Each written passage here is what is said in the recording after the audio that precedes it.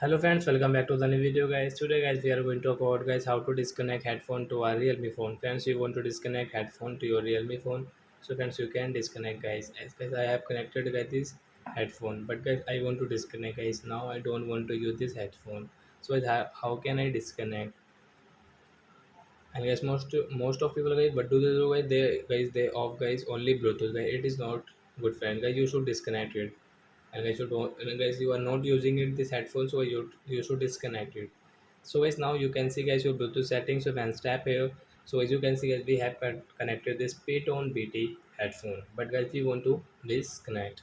So friends, right side guys you can see this icon. So when tap here, then guys you can see your second option is disconnect option. So friends, you want to disconnect? Yes, we want to disconnect. Guys we will click on disconnect option. So guys headphone will disconnect and guys we will power off it. So I hope friends we have understood how to disconnect headphone to our Realme phone. So that's it guys. Thanks for watching guys. Now we will meet on next video. Bye friends. Thanks for watching the video.